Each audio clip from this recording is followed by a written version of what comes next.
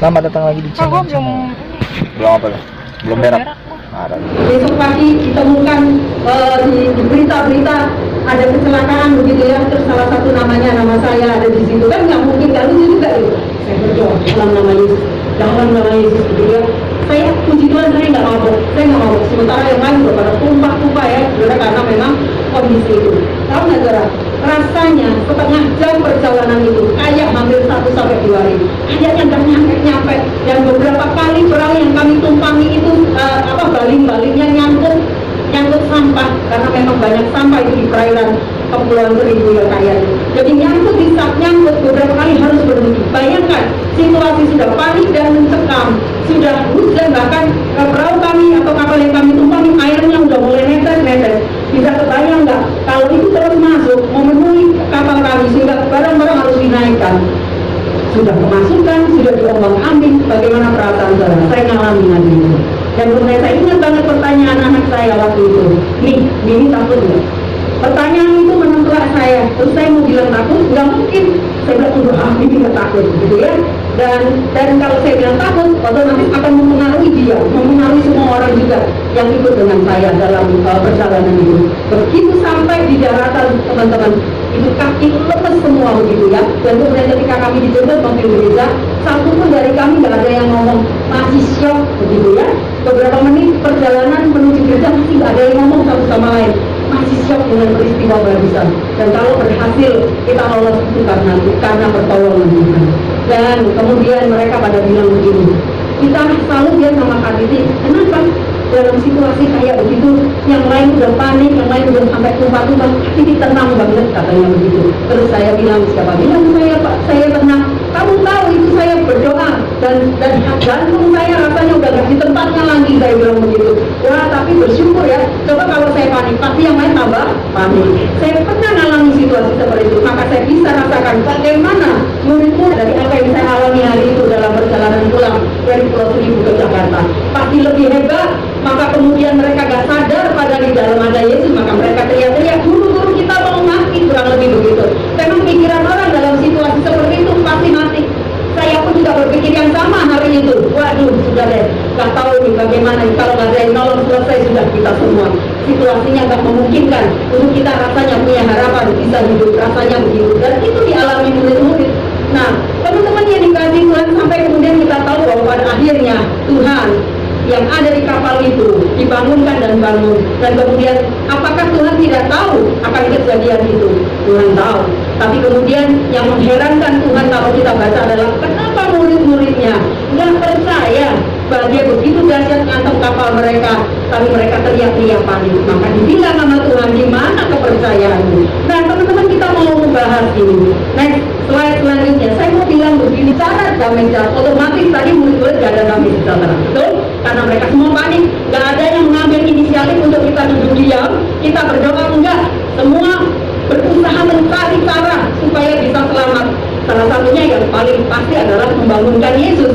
Dan bicara damai sejahtera itu, bicara adalah orang-orang yang hidup di dalamnya, satu, tidak dipengaruhi situasi. Teman-teman, situasi boleh macam-macam. Hari-hari ini kita dengar banyak hal.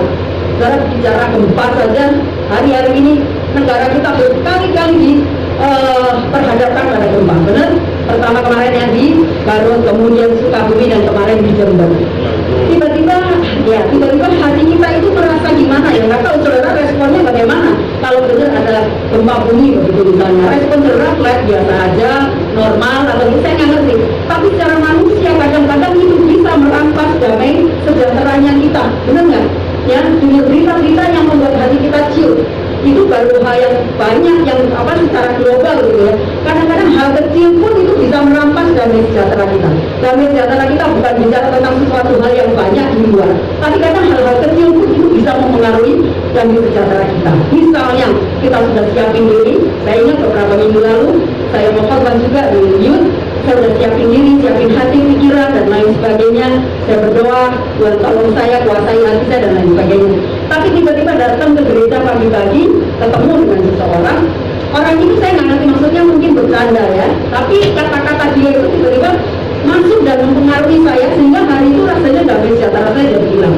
Ketika dia berkata sesuatu tentang saya, begitu ya, ngasih masukan tentang saya, dan kata-kata dia itu menurut saya, ya mungkin orang macam-macam ya, kadang-kadang tiba-tiba baper gitu ya, walaupun hatinya. Makanya kadang-kadang ada kata-kata yang tanpa kita sadari itu bisa merusak damai sejahtera kita. Apalagi kalau bicara tentang fisik, misalnya satu kali sering orang komen begini, wah budik itu lah tambah lama tambah lebar ya, misalnya ngomong begitu. Maksudnya itu bisa bercanda ya teman-teman, tapi kalau gambar diri saya nggak pulih, itu bisa merampas damai sejahtera saya. Benar? Kadang-kadang hal-hal kecil loh dalam hidup kita ini bisa merampas damai sejahteranya kita. Maka oleh sebab itu kita perlu menyatakan dalam diri bahwa damai sejahtera yang Tuhan beri itu tidak boleh dipengaruhi situasi. Nah, seperti tadi murid-murid harusnya, murid-murid itu sudah tinggal bersama dengan Yesus. Harusnya damai sejahteranya nggak boleh hilang, nggak boleh terpengaruh oleh situasi ketika badai datang. Sama dalam hidup kita setiap hari, teman-teman. Apapun di sekelilingmu, jangan pernah merangkak, nggak boleh ditentukan untuk bertemu dengan banyak kejadian. Dari bangun tidur sampai mau tidur, untuk berhadapan dengan banyak masalah, masing-masing yang sekolah, yang kuliah, yang kerja, yang pelayanan. Tapi kiranya situasi di sekelilingmu tidak akan pernah bisa merampas damai sejahtera yang Tuhan sudah tahu dalam hati kita masing-masing. Amin. Jadi jangan pernah terpengaruh. Situasi tidak gini. Jadi situasi itu tidak boleh mempengaruhi, karena sebetulnya damai sejahtera itu yang kedua datangnya dari Tuhan dan mengalirnya dari dalam hati secara internal. Jadi yang akan menguasai situasi dengan penuh damai sejahtera, kuncinya bukan yang ada di luar, tapi yang ada di dalam ini. Jadi kalau hati kita pulih, hati kita penuh dengan damai sejahteranya Tuhan, maka yang di luar sekalipun nggak mendukung untuk bicara tentang damai sejahtera, kita tetap ada dalam damai sejahtera. Jadi yang di luar itu tidak boleh mempengaruhi apa yang ada di dalam, tapi yang di dalam ini harus bisa mempengaruhi apa yang di luar. Hari itu ketika dalam kejadian yang tadi saya ceritakan, tanpa saya sadari kalau saya renungkan hari ini, saya sudah belajar hal ini, bahwa memang hari itu kami semua ada dalam kepanikan karena perahu yang kami tumpangi dihantam oleh angin dan hujan yang lebat. Dan hampir-hampir semua orang mungkin sudah berpikir yang sama, bahwa wah ini sih semuanya selesai. Tapi hari itu kenapa saya bisa tenang? Saya tidak tahu. Tapi saya tahu bahwa Tuhan sudah taruh damai sejahtera itu dalam hati saya. Jadi sekalipun suasana hari itu begitu kacau dan panik, tapi hati saya masih bisa dikelola, dihandle karena Tuhan yang masih hidup. Kita belajar hal ini nggak gampang, gerak. Sekarang pun kadang saya juga masih harus jatuh bangun bicara tentang damai sejahtera, shalom dalam hidup kita. Apa dia ini situasi di sekelilingmu yang bisa merampas damai sejahteramu? Mari engkau mau berkata bahwa situasi itu tidak boleh kalahkan dirimu, tapi engkau yang bisa mengalahkan situasi itu, sebab damai itu sudah ditaruh di dalam hati kita. Ya, jadi jangan pernah terpengaruh oleh situasi, dan ingat damai sejahtera bukan ditentukan oleh situasi di sekeliling kita, tapi yang tentunya diri kita sendiri. Ya, yang ketiga teman-teman, saya nggak lama saya mau teruskan bahwa berjalan bersama dengan Yesus dalam badai. Yang ketiga, hadirnya badai bukan berarti Tuhan itu nggak peduli. Kadang-kadang kita hampir tenggelam seperti gambar yang coba saya tampilkan ini. Kadang-kadang kita dibiarkan dalam situasi yang benar-benar seperti itu, seperti ketika yang nggak ada harapan, seperti murid-murid teriak-teriak karena nggak ngerti ini mau mati nih Tuhan, gimana nih, teriak-teriak takut. Sama saya pun waktu itu juga begitu. Aduh Tuhan, tolong nggak ya situasi ini. Aduh Tuhan, segeralah memberikan pertolongan yang sangat caranya yang aja berdoa dengan berbagai macam permohonan hari itu supaya bisa diselamatkan Tuhan. Apakah Tuhan nggak hadir ketika dalam situasi itu? Saya tahu Tuhan hadir. Ya, diizinkan melewati itu semua. Ketika Tuhan hadir, maka kita bisa melihat bagaimana cara kerja Tuhan yang kadang nggak pernah kita pikirkan. Jadi kalau hari ini kita sedang hadapi, saya nggak tahu badainya kalian itu seperti apa, masing-masing beda satu sama lain. Apakah engkau sedang ada dalam situasi itu? Percaya bahwa bukan berarti Tuhan nggak peduli. Tuhan memang tidur dalam kapal waktu itu, tapi bukan berarti Tuhan nggak ngerti kalau ada badai. Tuhan tahu, dan ketika Tuhan murid-murid berteriak, Tuhan terbangun, dan kemudian Tuhan melakukan action yang keempat. Jadi hadirnya badai bukan berarti Tuhan nggak peduli. Tuhan sangat peduli. Dan yang keempat, berjalan bersama dengan Yesus dalam badai, itu adalah bicara tentang ketika badai terjadi, kenapa itu terjadi pada saya? Kenapa itu harus saya alami? Itu bukan berarti Tuhan nggak sayang, tapi Tuhan tahu masing-masing sanggup. Ya, jadi bedakan sekali lagi, badainya saya dan badainya kalian mungkin beda-beda. Tapi ketika itu mampir dalam hidupmu, kita itu karena kita sanggup. Kalau nggak sanggup, Tuhan pasti nggak kasih. Kesanggupan diberikan Tuhan kepada kita karena Dia yang menyediakan kekuatan baru di balik segala sesuatu ketika kita sudah merasa nggak sanggup. Jadi yang keempat, badai bisa terjadi karena kita itu sendiri. Jadi teman-teman sanggup, saya sanggup kalau memang ada badai itu dalam hidup kita. Dan yang terakhir pasti berjalan bersama Yesus di tengah badai. Tadi murid-murid begitu juga. Ketika badai menghantam kapal mereka, mereka semua teriak-teriak minta tolong. Tapi bukankah mereka lupa bahwa sebetulnya sekalipun badai menghantam perahu mereka, kan ada Yesus dalam perahu mereka. Sama dalam hidup kita. Kita kadang nggak nyadar teman-teman ada Yesus dalam hidup kita, tapi kita teriak-teriak sendiri, kita panik-panik sendiri, kita depresi sendiri, stres sendiri gitu ya. Kita kehilangan sejahtera karena kita merasa kita sedang dalam badai sendiri. Padahal tidak. Seperti perahu yang ditumpangi murid-murid, murid-murid harusnya sadar dan tahu Yesus ada di situ. Jadi mereka nggak perlu khawatir sebetulnya terhadap situasi yang mereka hadapi. Sebetulnya sama juga gambarannya, korelasinya dengan kita. Kita jangan terlalu panik oleh banyak hal masalah yang dihadapan kita. Teriak-teriak sendiri, nggak ngerti, harus cari jalan keluar sendiri. Kita lupa pada Yesus ada dalam hidup kita. Sampai dulu.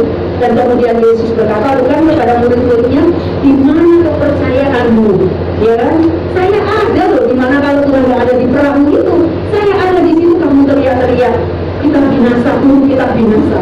Bagaimana kalau Tuhan nggak ada di perahu itu? Nah teman-teman, mari kita renungkan hidup kita masing-masing. Yesus nggak ada di mana-mana. Yesus ada di dalam hidup kita. Maka jangan pernah menjadi ragu-ragu dan khawatir sehingga kau juga melakukan hal yang sama seperti yang dilakukan oleh murid-murid. Hari-hari ini ke depan, semua orang, kita semua termasuk teman-teman dan saya akan berhadapan dengan waktu dan juga tentunya dengan tahun yang sama. Kita nggak ngerti apa yang terjadi di depan. Ya, ada banyak prediksi. Ya, saya nggak ngerti saudara ikutin beritanya, saudara itu mikir atau enggak, saya nggak ngerti. Tapi bukankah tahun depan orang memprediksikan macam-macam? Ya, bicara penyakit COVID-nya juga belum mereda. Bicara ekonomi, katanya resesi, semua negara sudah mulai terancam dengan resesi, termasuk kemungkinan besar juga negara kita. Cuma kita percayalah, apapun boleh terjadi di depan. Tapi kita percaya bahwa ketika badai itu melanda kita tahu Yesus ada dalam hidup saya, hidup teman-teman semua. Ya, jadi sebagai anak muda, berdirilah juga engkau dalam doa-doamu untuk tahun-tahun depan, tahun-tahun yang akan kita hadapi, supaya Tuhan tetapkan langkah kita bersama-sama berjalan.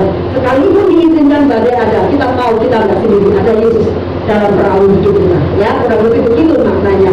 Oleh sebab itu pagi hari ini, kalau engkau mau bicara tentang Shalom, Natal ini kiranya kau isi dengan sejahtera yang datang dari Tuhan, dengan mempercayakan hidup kita sepenuhnya bersama dengan Tuhan. Sekalipun mungkin angin mulai meliuk-liukan kehidupan kita ya, mulai menerjang hidup kita, tapi kita percaya kita nggak sendiri. Ada Yesus dalam perahu kita, ada Yesus dalam hidup kita. Maka Shalom itu akan jadi bagian hidup kita. Orang yang hidup dalam damai sejahtera itu pasti kelihatan beda dengan orang yang tidak hidup di dalam damai sejahtera. Sebab damai sejahtera itu sekali lagi bukan ditentukan oleh keadaan yang luar, tapi oleh apa yang ada dalam hati kita masing-masing. Kiranya teman-teman boleh menyambut Natal kali ini, tahun ini dengan benar-benar damai yang datang dari Tuhan. Sekalipun mungkin situasi sekeliling kita nampaknya tidak seperti yang kita harapkan dan kita mulai takut, tapi kita percaya Yesus ada dalam hidupnya. Saudara percaya Yesus ada dalam hidup kalian masing-masing? Amin. Yang kami cuma satu, amin. Yang lain percaya? Oke. Hadapi tahun depan dengan Shalom yang dari Tuhan. Karena kalau tahun hari ini, engkau dan seterusnya hadapi dengan Shalom yang dari Tuhan. Sekali lagi jangan pernah terpengaruh oleh situasi di sekelilingmu, tapi boleh mengelola itu karena damai sejahtera datang daripada hati kita. Kita akan masuk dalam perjamuan kudus teman-teman.